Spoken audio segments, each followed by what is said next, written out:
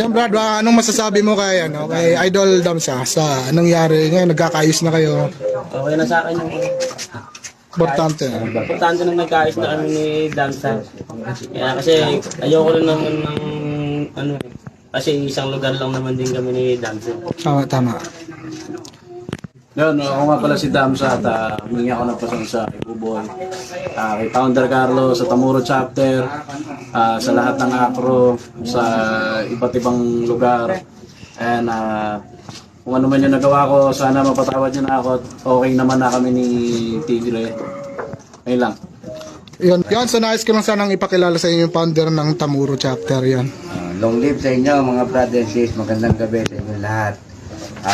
Gusto ko pong ipaalam sa inyo na nagkaayos na po ang aming dalawang panig na si Deep Top na Damsa, hindi namang iba sa amin, at si Brad Buboy na tao ko.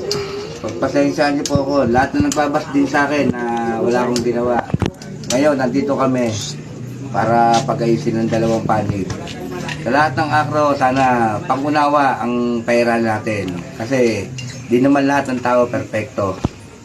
Kasi lahat ng tao, kahit papano, kahit nagbibilip na siya, kahit professional siya, masasaktan pa rin yan. Tao pa rin eh.